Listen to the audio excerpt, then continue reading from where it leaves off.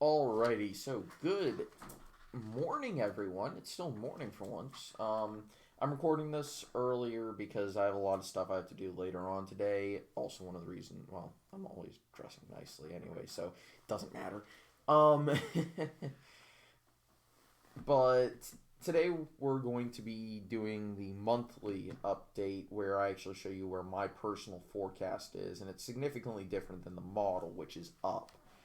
So that's actually this election model in this page. By the way, if you go to the polling average, which takes out all the fundamentals and just shows you what the polling average is, for example, Alaska's in the lean category, Trump loses Arizona, Colorado's not particularly close, um, Delaware is, but we'll talk about that. Florida, he's winning. Georgia, he's winning, which is really interesting. Let's see. Indiana, he's barely winning. Iowa, he's losing. Kansas is close. Maine is shockingly close. Considering the rest of the results that the polling only is giving. This is why I'm still including the fundamentals, is because we just don't have enough polling to make these look like realistic numbers. Michigan is here, Minnesota, vaguely similar. Let's find a good example. He's winning North Carolina by about two, losing Ohio by about two, which doesn't make any sense based off the numbers we saw in 16, nor state partisanship levels. It just doesn't make any sense. So that's why I'm still including the fundamentals in the forecast and weighing them as heavily as I am, because it gives us more useful numbers and a much more accurate picture of where the race is. That said, when you've collapsed and done it after an entire month and went through and put in the 2019 average and January's average, which was a surprise, which was a really good month for Donald Trump.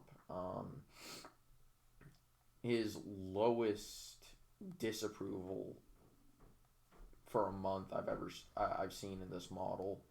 And of course, the only other poll, because they get their polling out early, is Rasmussen, because of course they always get their polling out early. So this is what the model looks like. Delaware is a lean. A few notable things are Maine is within a point. Minnesota is close to that. Both Nevada and New Hampshire are within a point. Virginia is within two. Um, Oregon is dipping close to the 10-point mark. But again, I think that's just because of the which pollster is out early. And we have no other approval rating polls. And no state-by-state polls have been released this week yet. Obviously, this is the first week of February, so yeah, so that's kind of the way that works out. I'll go ahead and show you where my forecast has things because it's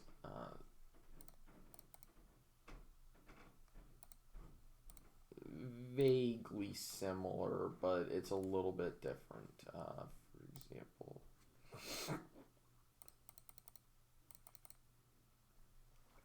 and remember, this is a confidence margin with my forecast. I believe I've had Delaware is likely. Whoops, wrong color.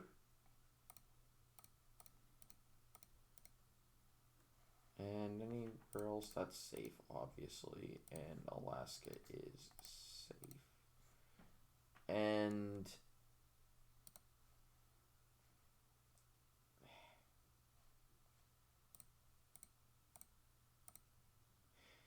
I'm gonna see, and this is a weird thing. I don't know what. I'm gonna leave it here. So really, the only difference is this represents Michigan flipping back to the Democrats. So okay, whatever. But remember, this is a confidence mark rather than a point prediction. So I'm very confident that Trump is going to win Iowa, Ohio, Georgia, and Texas, as well as Maine's second congressional district. I can see scenarios in which they flip, but it's going to take pretty much a miracle for the Democrats to win them. At least a miracle for Democrats. Republicans would not call it a miracle. Um, and actually, I actually consider New Mexico safe for the Democrats. That's how confident I am of it. The recent polling out of Delaware indicates what my gut has been telling me the whole time, which is that Delaware is becoming a swing state. We'll see if that's actually true after this cycle. So 2024 will be the real year where it's up for where it's put to the test. Same with 2028. But I definitely think that the recent poll there, which is from a decent quality pollster, and their numbers looked good, their numbers looked reasonable. I think it's a fair thing to say that, yeah, Delaware could be competitive. By the way, before I forget to say it, if you're new to the channel or you're new to seeing things this week, new to seeing this whole thing, if you like the content, please leave a like. If you're interested in seeing more from me, Tuesdays and Wednesdays are not exactly election forecasting related. Wednesdays sort of, because I'm playing the political process, but Tuesdays just me and some friends dorking around playing Cards Against Humanity. But please subscribe if you haven't. I greatly appreciate it and helps this channel grow. January, I think I had my best month ever. I gained, I think it was like 20. I think I gained 26 subs in January, and that was a little bit less than one per day. I'd love to see if we could hit one per day here in February.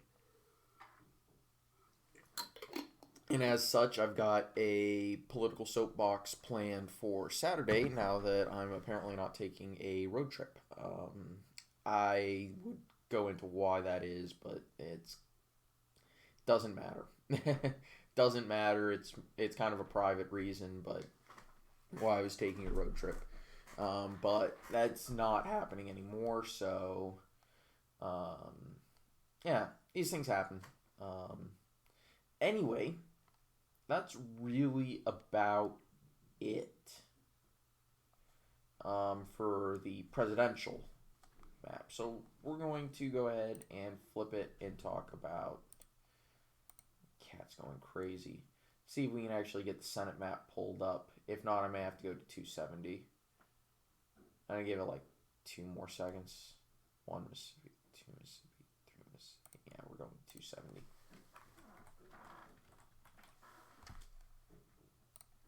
Alrighty. Senate 2020 interactive map. I'm just going to show you where my model stands. I'm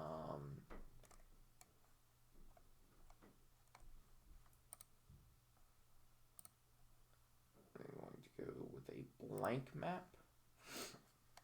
So, Alabama. So putting it just a little over 10, so I have to put that in the likely category. Alaska, same thing. Arizona, that's in the tilt category.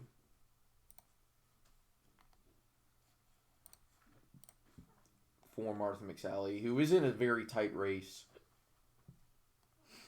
Arkansas is safe. I wouldn't expect anything less. In Colorado, that is exceedingly close. But still, Cory Gardner would be losing his seat according to the model. I mostly agree with that. Delaware is likely. I think Chris Coons is probably safe in Delaware. Georgia, it's likely margin. And that is a leans margin in the special election. Idaho is safe. I'm sorry I'm having to do this manually, but I'm going to bring it up beforehand next time. That way I don't have to worry about it again. Illinois, that is over 10, so that's unlikely. I personally have it as safe because I think it's just absolutely stupid that my model is showing it like is likely. Iowa, that is a leans margin. I think that's fair for the race. Ernst isn't exactly the most popular candidate, but Kansas, that is slightly less than safe, but by like the slimmest of margins. Kentucky, safe for McConnell. I don't understand why people think Kentucky is competitive in a presidential election year for the Senate. Mitch McConnell has a history of winning elections despite being extremely unpopular. Let's see, 55, 37, safe. Which state is that? Louisiana. Yeah, that's what I thought. Maine. That would be Suzanne Collins holding on to her seat in a very narrow election. Massachusetts is safe. Yeah, that's expected.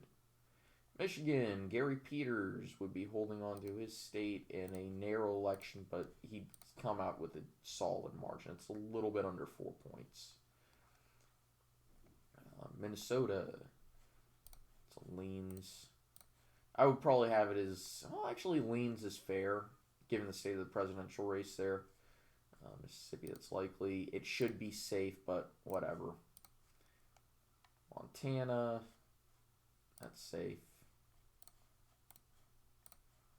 And, of course, the reason why I don't really show this map in this model very often is because at the end of the day, we just don't have a lot of Senate polling out yet. New Hampshire, that is leans in favor of Shaheen. New Jersey, that is likely.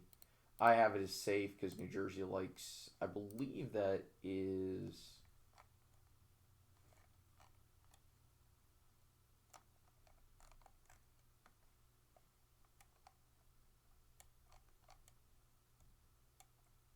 I believe that is Cory Booker. Yeah, it's Cory Booker.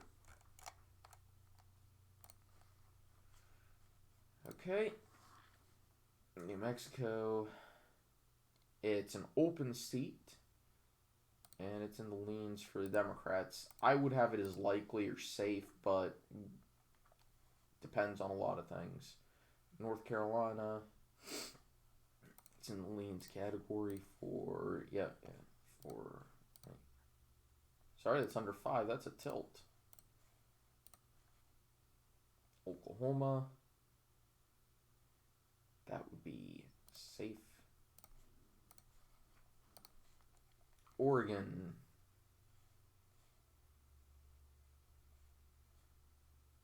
That is...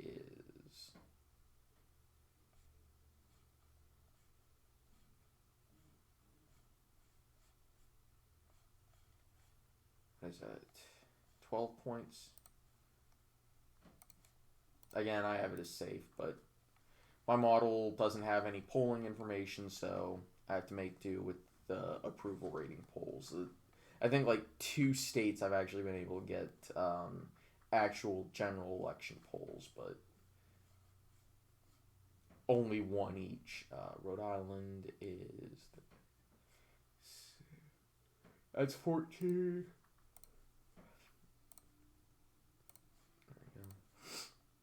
South Carolina, that is in the likely category. Again, I have it as safe, but whatever. South Dakota, that is safe. Oops. Tennessee, safe. Texas, that is in the likely category, but barely. And I think that's a fair rating. Cornyn's fairly popular. He's more popular than Cruz, and he's less hated than Cruz. Virginia, that's in the lean. I actually have it... Yeah, I think lean is an appropriate rating for Virginia, given the recent gun stuff in Richmond. West Virginia is going to obviously be safe. Wyoming is safe, obviously. So as it stands, Republicans aren't going to gain any, have a net gain of seats. Wait, are we sure about that? They're holding on to. Oh yeah, and as it stands, the election is tilting towards the vice president being Republican. Wait a second. Oh yeah, no. So they're trading Alabama for Colorado, and that leads to a map that looks like this. Yeah, these Republicans in Wisconsin, Ohio, and Pennsylvania, they're going to have a tough midterm ahead in 2022. So the next midterm cycle, those are gonna be some tough battles. Um, Obviously, if we look at the current situation, that's what that is, and that's what that is. So anyway, those are the models, my own personal takes on them, some updates. Remember, likes, comments, and subscriptions help, and I greatly appreciate it. I'll see you all next time. Take it easy. Have a very nice day. I'll see you guys next time. Bye bye.